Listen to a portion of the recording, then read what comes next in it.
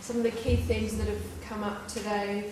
I mean, a lot of the questions from the floor have already, kind of precipitated some of the questions that we'll talk about now. But I think there are maybe 3 or 4 themes that I'd like to invite you to think about and maybe talk through. One of the interesting things, I think, thinking about Pierre Klossowski in relation to Friedrich Nietzsche is how they, to co-opt Ian's terms, was they are the princes of modification, and how the terms of modification, transformation, are terms that are of interest to many different disciplinary fields today: philosophy, creative arts, literary studies, critical thinking, and so on. So I guess, in terms of thinking about the significance of Klossowski and the significance of Nietzsche,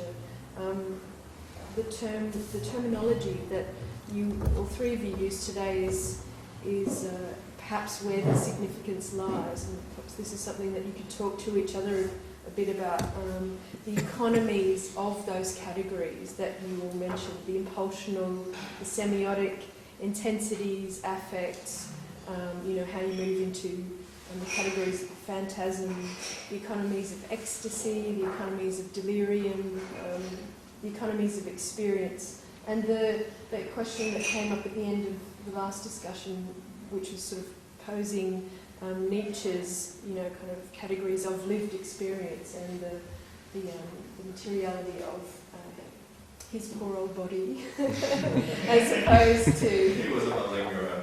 I'm sorry, I just couldn't help it. Obviously, the guy's never given birth, or he's never going to give birth, so he doesn't really, understand that. But in terms of, his kind of obsessions, as opposed to the interest of Klossowski in the afterlife and the non-corporeality of the intellect, or the economy of those 2 things, and why Klossowski is perhaps interested in someone who's very much about the economy of corporeality. So there's those kinds of questions, and also then the articulation of that, the functioning of the soul. And so if that is something that you could start off thinking about, just in terms of summarising what people have asked. I know it's a question that really came to last Jill, but there wasn't time, so I stopped at the last minute. Well, we could start with that while everyone else sort of gears up to these things.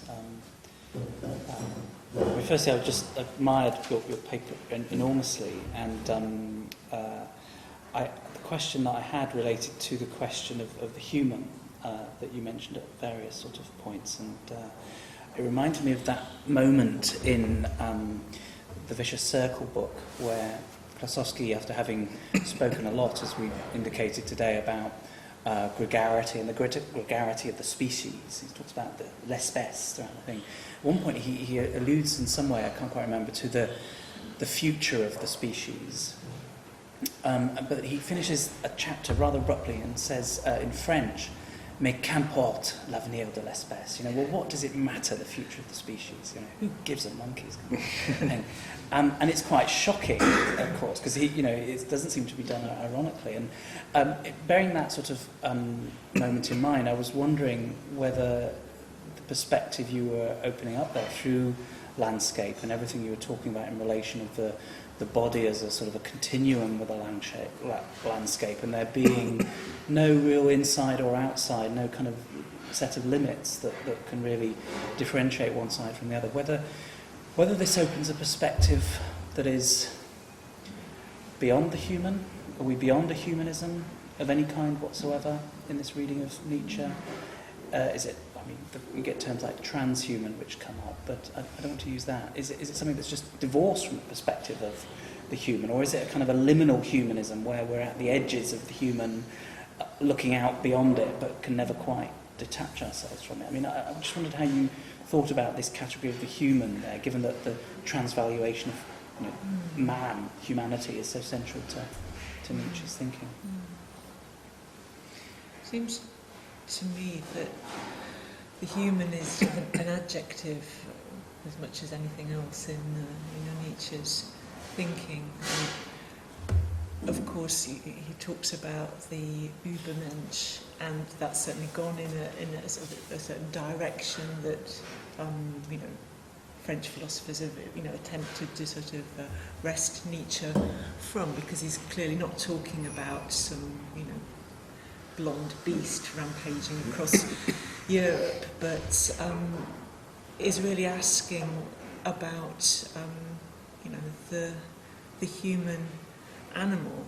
And I think this does connect with the wonderful things that Deleuze does when he reads Nietzsche and on reactivity, and suggests that we've only really known the reactive human, the reactive animal. And so when Nietzsche's talking about nobility, or indeed talking about the over-human, this isn't something that's actually been sort of realised. And what would a human being sort of freed of ressentiment be like?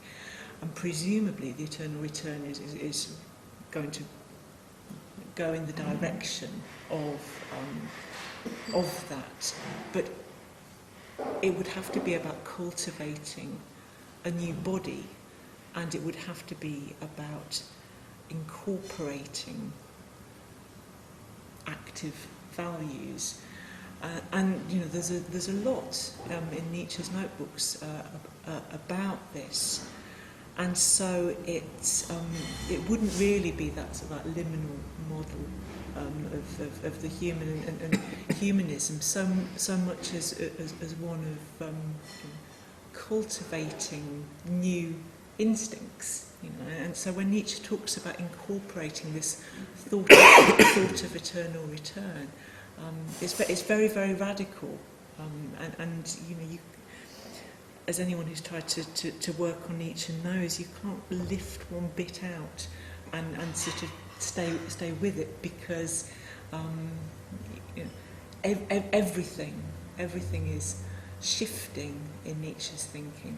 And Klossowski, I think, is alert to that. Although Klossowski doesn't use that language of becoming, of course Nietzsche is thinking about that philosophy of utter becoming. So the human would be something to submit to critique in the way in which Nietzsche does, and the thought of eternal return would be a glimpse of something beyond the human. But what would that be? And that's the. It's interesting to talk about a new body, because it reminded me of an exchange that between, I think, Deleuze and Klossowski in the 1972 Nietzsche conference, when they were all at Cerisy-la-Salle, gathered together with Lyotard and Derrida and a whole bunch of others. And I think it's Deleuze who says we need to invent a new body. This is sort of 3 years after the publication of The Vicious Circle. And so I think one of the things they're taking from that is the idea that we need to rethink the body and invent a new kind of body, but it's one without limits, in the kind of way that you're suggesting. That was my question. Does that mean that the body now opens as the body crashes? Well, I mean, my thinking is that Deleuze at that moment is meditating something that will become the body without organs, and the relationship between the corps fortuit, the fortuitous body, in the Vicious Circle text, and Deleuze's body without organs is worthy of investigation and thinking, because I think they are sort of connected in some way. Is Guattari also I'm not sure that he was, actually. I don't think so. It's quite a long guest list, and but no, I don't think so. Yeah, I wanted to ask about the nature of language, as we've been talking about. A lot of the material you've been talking about has been about the limitations language has given its basis in, say, identity thinking. So, Klossowski's fiction moves away from Aristotle's three unities and it moves to a structure which deals with heterogeneous terms rather than identities, and the self is dissolved into all things. And we've been talking about language that's moved to a different kind of language as a way of describing the world more appropriately, a more appropriate way of getting a parallel between language and the way the world is. And I sort of wonder whether there was another moment to Nietzsche's thinking, sort of use of language to maybe try and, in some sense, change the world. So, in some sense, when he's writing Zarathustra, for instance, part of the aim of Zarathustra is to use language to herald the coming of the overman, whatever you know about. So I just kind of wanted to know what you thought about that other side of language, which is a lot more about affect and action, rather than a kind of almost like a mimesis of difference. Mimesis of difference, I think, is what the primary focus seems to be. But it seems like there is another aspect too. Shall I?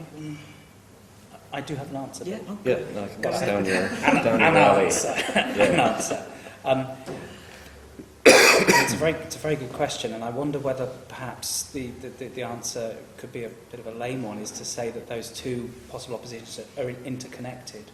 So, I mean, I think Dan put it wonderfully well earlier when we were talking about, when he responded to my question about Klossowski and the Code des Signes, is that however sort of codified or gregarious language may get, however it might want to tie itself to instrumental reason or all these sort of things that we might want to detach it from, it's always already embedded and arising from the world of affect and intensity.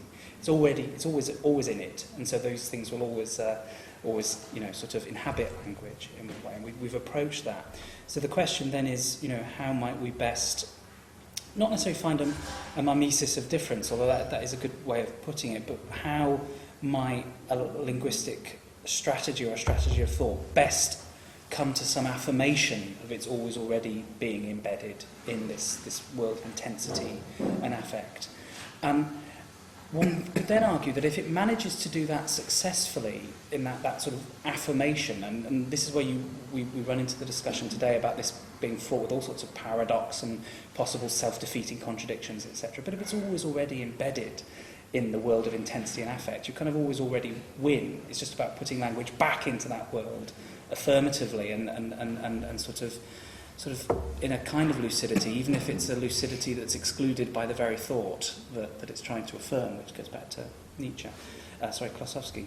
So once you've done that, I mean, one could argue that you have then freed thought from a certain kind of servitude to its illusions, its metaphysical illusions, its illusions of transcendence, of unity, of it's being tied to all forms of kinds of rationality, etc. And that's when you might be able to move to action. It's kind of a liberating moment. You've liberated thought by having sort of found some affirmative gesture to ground thought back from where it comes, which is the ungrounding of intensity and affect. And then you're no longer tying conceptual presentation or discursive presentation to the illusions of metaphysics, and then you can create an act in all sorts of multiple ways, and that's where one side of your question flips over into the other. They're not in opposition to it.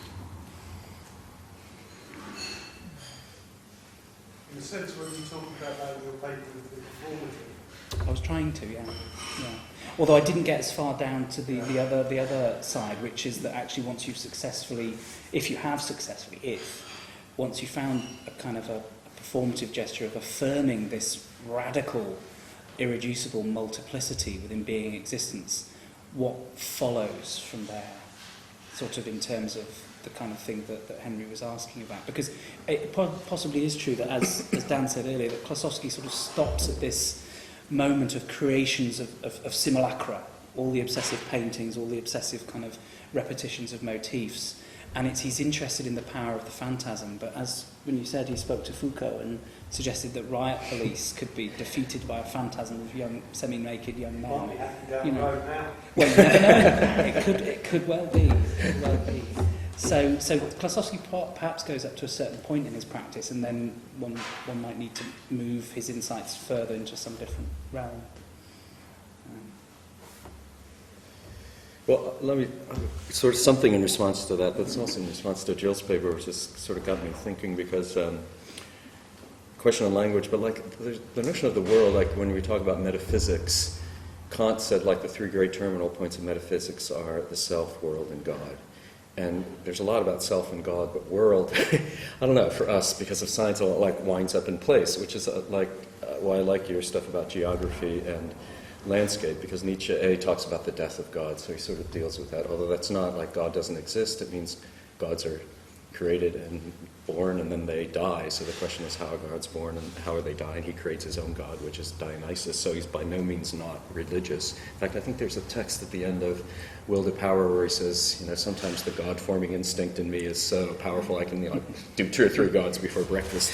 But then, you know, so he addresses that, and then the self, you know, we get all this stuff of intense, you know, sort of destroying the self but resurrecting it in a new way. But somewhere like the world still exists out there as just this thing. And then when we talk about language, like it's often, well, how do we link up language with the world? It's referential. I mean, much as we try, we can rethink God and the self, but we haven't done the world in a large degree. And that's what I thought I really liked about your paper. And even phenomenology, which does, you know, says there's a difference between geography and landscape, because geography is just kind of the abstract world out there. A landscape has horizon and figure ground, but it's still indexed on a subject in the world or a body in the world. So phenomenology was still, the landscape is organized around the body. It wasn't like the world in and of itself. And I'm not sure where to take this, but this is exactly what your paper seemed to be going toward, which I thought was great. Like it's not just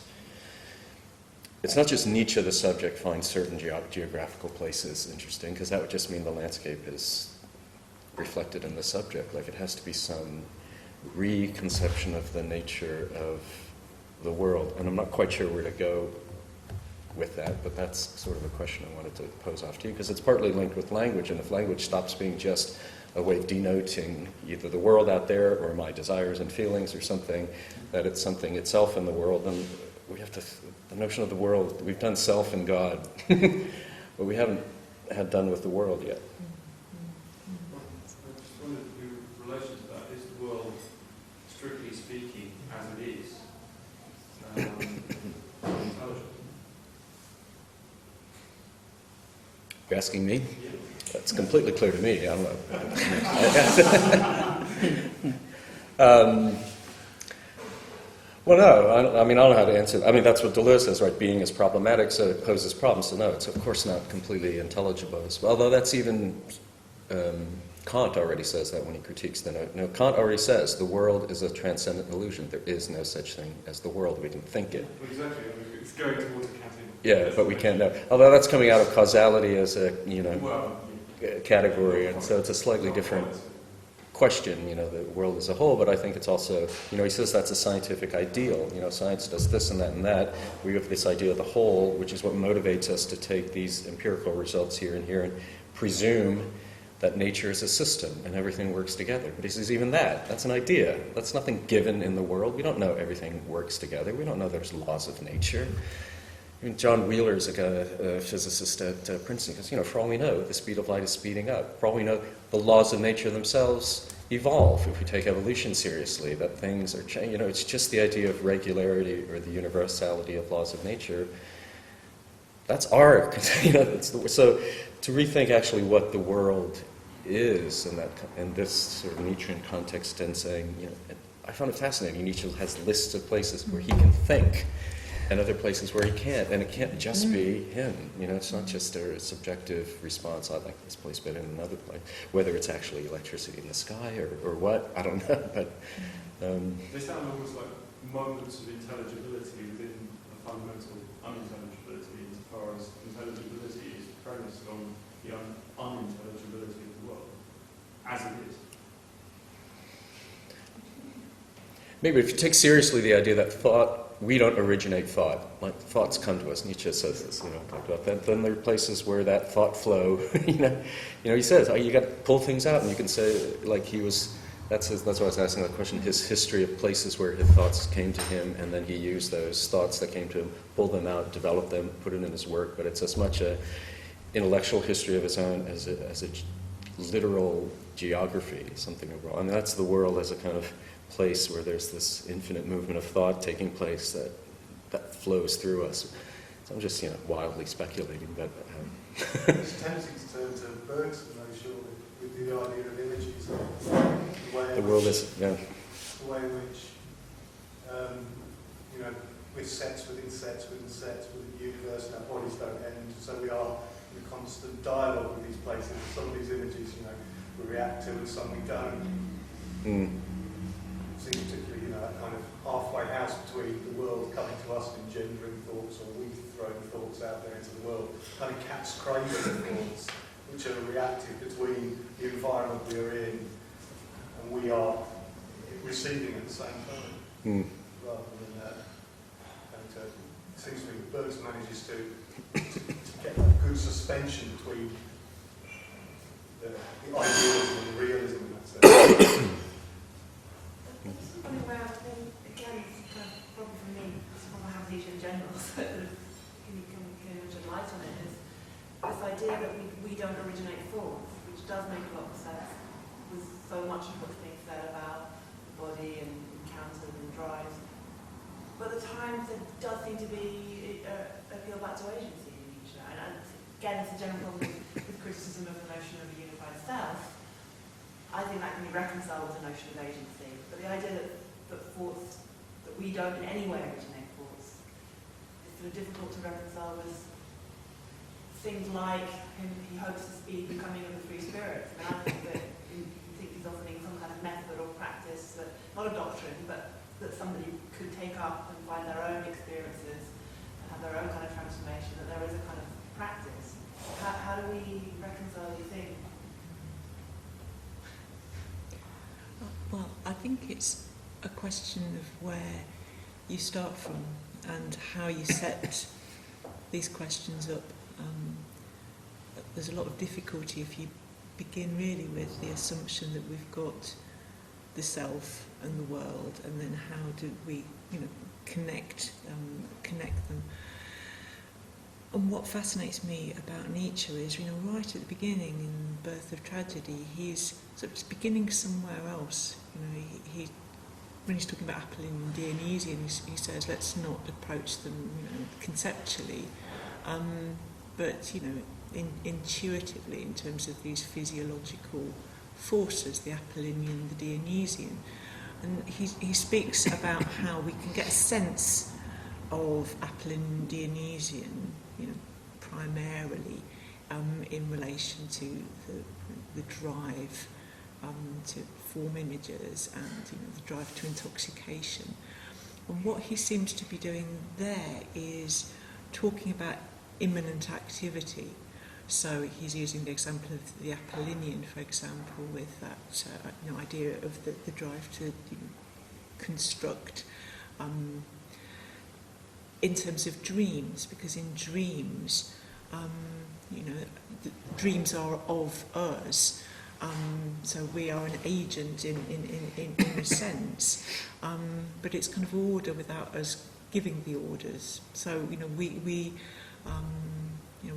reflect on our dreams, and of course, they are our dreams, but there isn't a conscious ego that's putting that all together. He's just starting from the world or from the body, and so it's coming from such a different place that those questions of how you're going to sort of connect, you know, self and world and you know, agency, you know, aren't couched in that way. He certainly does think that his philosophy is going to have, you know, have a world historic effect, and that people will be influenced by his thought to do things. And you know, of course, I think that's right.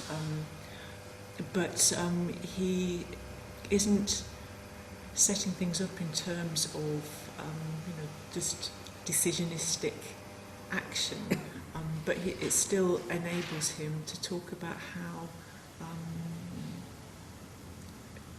worlds originate. So you've got you know, an account of agency, but it's an account of agency within, you know, sort of these broader sort of, you know, forces of becoming, if you like. It doesn't actually have love. You can have love. Well, Arnold Farsi seems to have this. Arnold Farsi seems to expose this kind of this volitional aspect as well. It's the kind of, you know, it's the embrace of faith, isn't it? It's not just there's something taking place there that's not just on the side of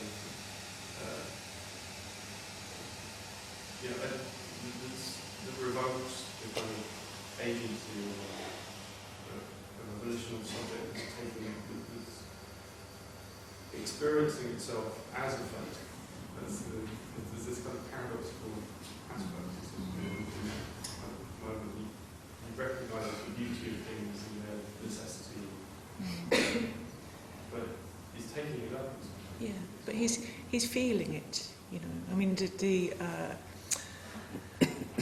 the example from The Wanderer and His Shadow at noon, which seems to me to just, you know, have that amor fati feel to it. I mean, of course, later in Ecce Homo, when he's talking about how one becomes what one is, he uses very similar language about looking at, you know, at the future like a sea unruffled with any desire. You know, I want the thing to be other than it is. I don't want myself to be other than, you know, than it is. But back to that passage, it's you know, a sense of like, you know, co-emergence with the world. You haven't got someone struggling to stoically reconcile themselves with something, and that the sort of, you know, the human sort of world kind of sort of dichotomy. If we sort of, you know, start from there, it's always going to be a question of, you know, how we hook them up together. And I just think that Nietzsche is coming from, you know, a much richer sort of, you know, physicality. No, I accept the risk, but it just seems the importance of the sort of performance of the decisional aspect, for instance, within the eternal return, the nature of affirmation itself. It's not just physicality. Well, it's not just. Can I?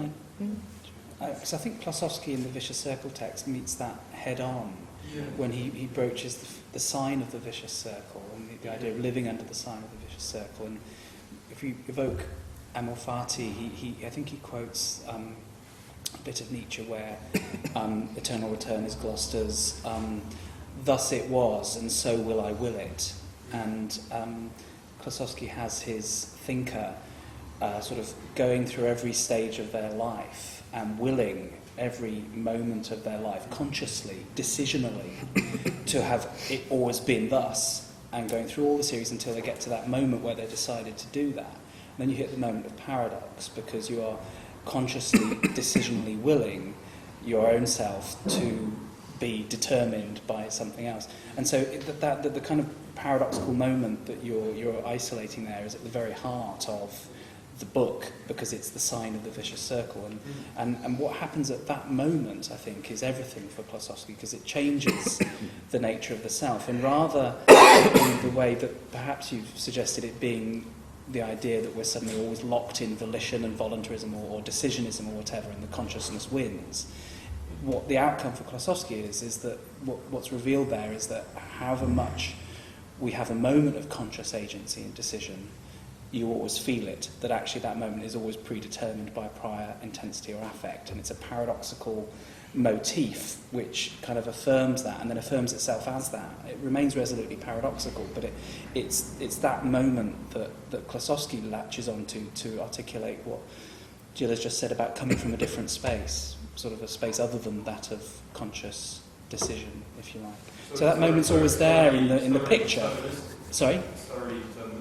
It's deterministic in the sense that, as you know, kind of we've been saying, thought always arises from the passions and intensities and affects, and that's thought is always rooted back into those. In a sense, thought is always determined in the last instance, if you like, by its rootedness in intensities and affects. So one could say that, perhaps. I don't know if that sounds a viable way of putting it. Yeah, no, I agree with that entirely. I would just say something going one step back is like, you know, the genealogy of morals is more or less saying, look, if everything is drives, and they're the only real agents, then the question is, where does our conception of agency? He would say, like, what drive wants agency, like thinks this is an important thing to have, this self who's going to be responsible and makes decisions and has free will. Like, where does that idea come from? It's got to be a drive underneath it. And he says, well, that's what the genealogy is about. That's our morality, or Western. It's a reactive morality. It's when it does become conscious, is the point that man becomes an interesting animal. Yeah, but then he also, you know, he says drives aren't static, right? They're constantly, it's a will to power they want to push, but then how can they overcome themselves and revert to something else? So how does nihilism overcome itself?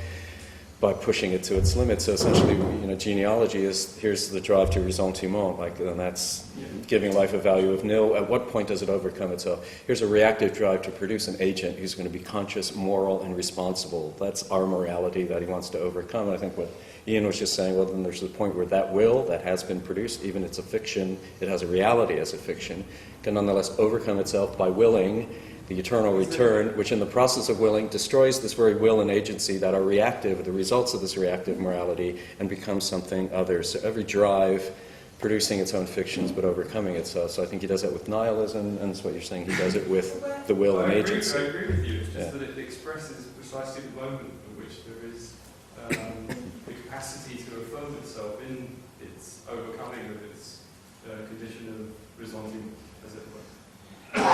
It's that capacity that's developed out of this genealogy, right? But it's still there. But it's still a drive, I think, to answer the question. It's a drive that's pushing this in the end, I think. It's something else, isn't it? It's quality. Yeah, because exactly. Drives are constant. Just talking about drives, it's something else. It is for nature as well. So the organism has become more complex. There's a qualitative division at the point that it is capable of affirming itself in this way.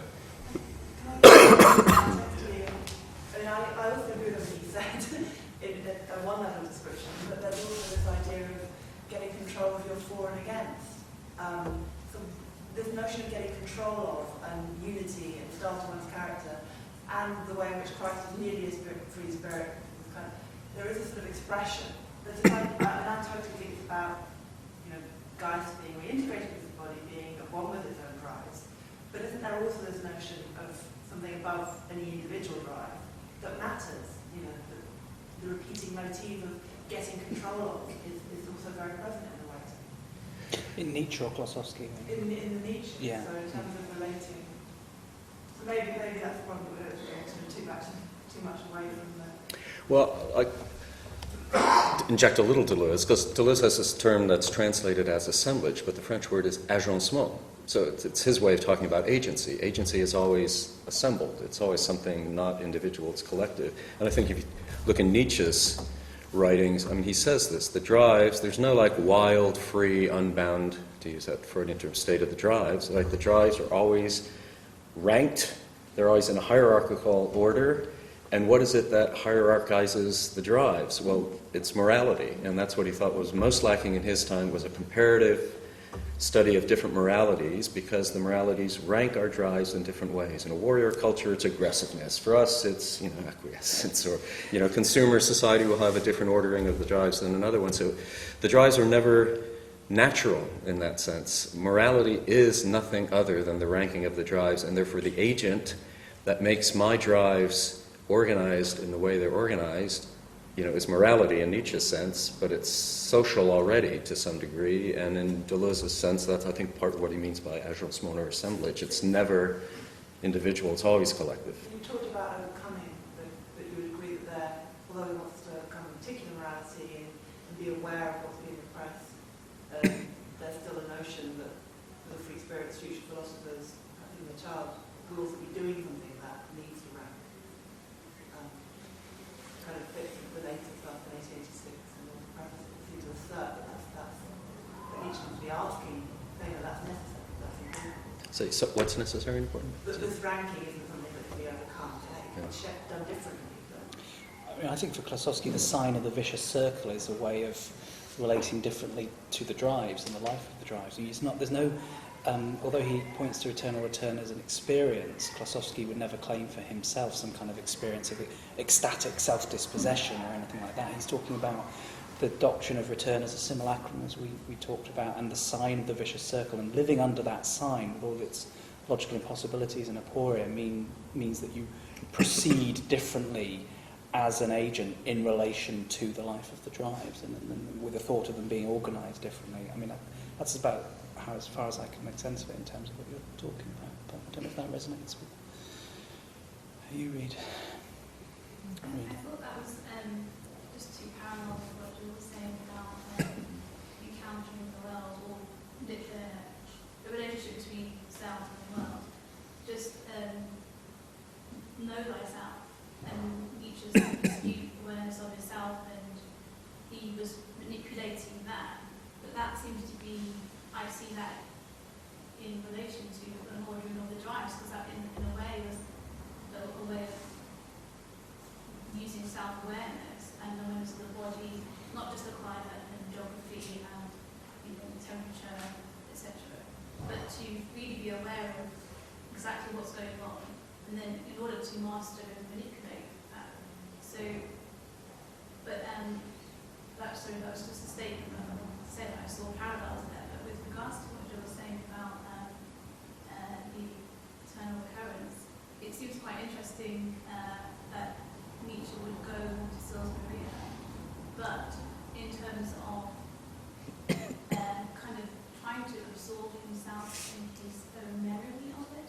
I just wanted you to clarify, what do you think his intention really was by going back to that physical location? Was it more to kind of enter that thought through memory, so to kind of re-experience it, try and recall what that was, or was it just something else that he was hoping that the climate would, be the same, or how do you see his kind of action sitting? I was interested in Klossowski speaking about the way in which Nietzsche attempts to initiate friends into the thought, and there clearly is an obsessional relation to the thought. And I wanted to add a sense of place into that, because there is this returning to the place. And on one level, obviously, perhaps he quite liked taking these ladies there and sitting them on this stone and sort of, letting Zarathustra pour forth. So, maybe there's another motive work there. But more seriously, it is that sense of physicality, because if there's a body which experiences the thought of eternal return, then it's a return to the body that births the thought. Sils Maria, Nietzsche's body. I'm sort of, as I was attempting to say, that there isn't a kind of Nietzsche's body and then there's the world. If we're thinking about the body, as Klossowski suggests, in terms of the locus where these forces or impulses collide, then we've got like a material nexus, if you like, and it's it's the climate, it's sort of weather systems, temperature, Nietzsche's attunement, it's the dark green lake and the fragrance of the the pines. So there's sort of a sense in trying to sort of step back into that. But of course, because it's not a place, that's never going to work. You're not going to sort of it's as if we went there, we would like suddenly see it. It's not that kind of thought, because it's going to be different every time. But I think there's something as I say, sort of obsessive about kind of returning to that place, because what are the conditions, the material conditions for production?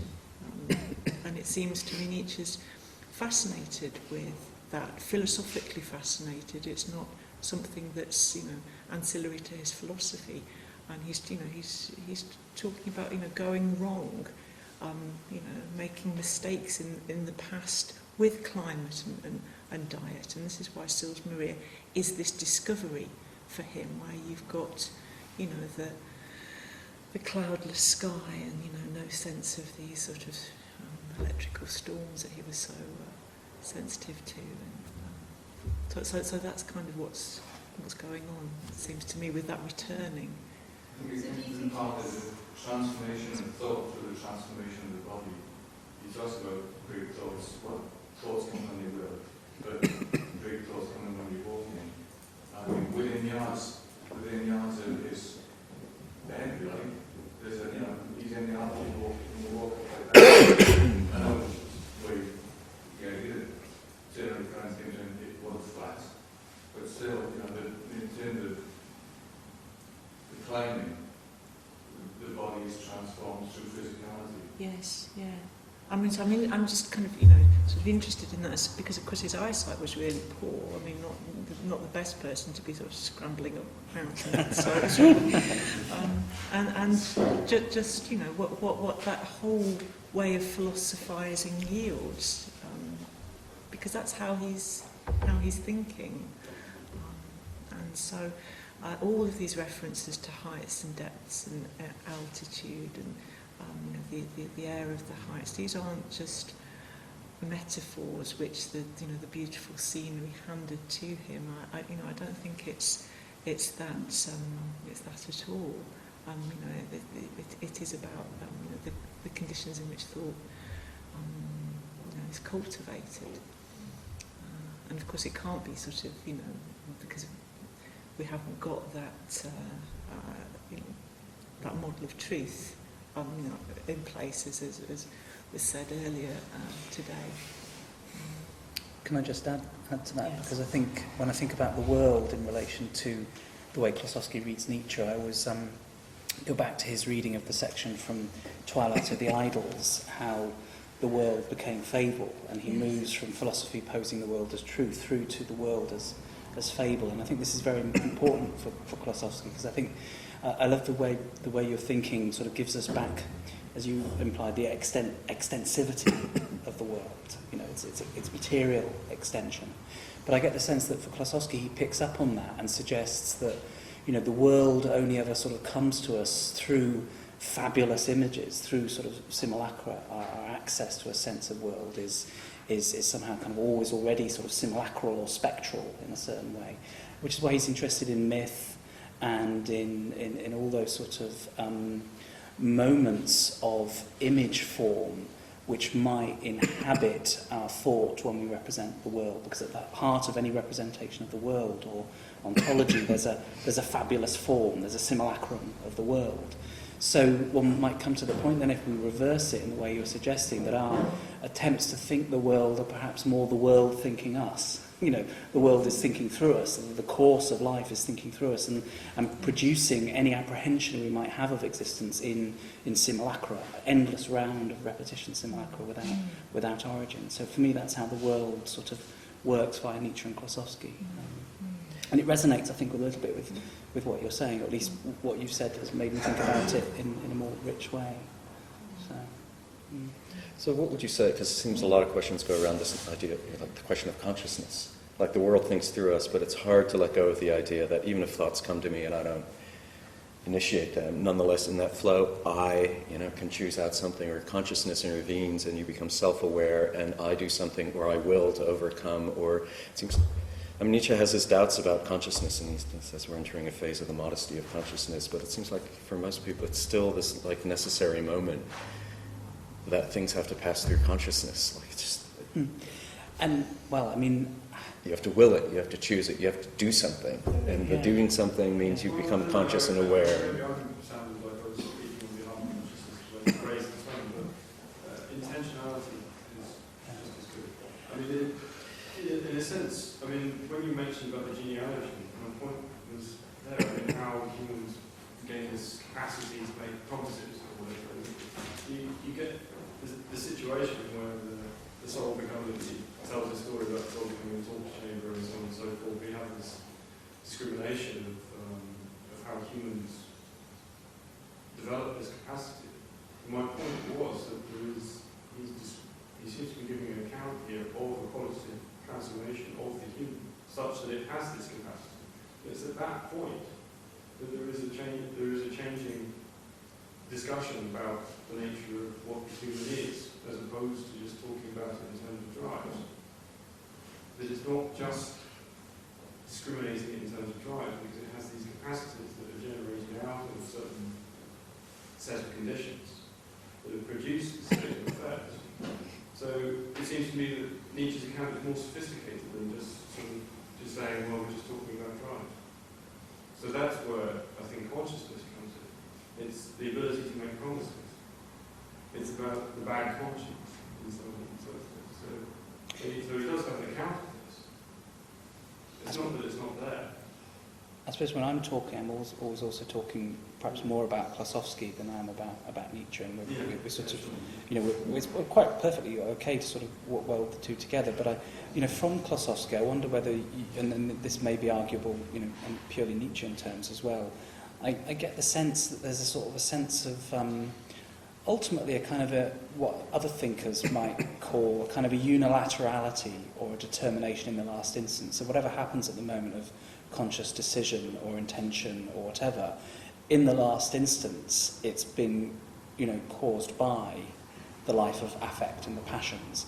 And even if it comes to sort of modify its sense of how the life of affect and passions might operate, that is also, in the last instance, unilaterally caused by an arrangement of the passions and the drives. And I would argue that that's what Nietzsche does. I can see you're trying to develop a different argument about that, and that sounds very, very, very interesting. But certainly for Klossowski, I think he ends up in that mode. It means that a modification of the human can occur, but it occurs imminently from within that space of the passions and the drives. I think we might have to call it a day there, because it's supposed to be out here at 5. Has the red light gone flashing? The red light's flashing. So if I could thank Ian and Dan and Jill for coming. Thank you. And thanks to... Great, and can I say thanks to Henry and Felicity for organising this?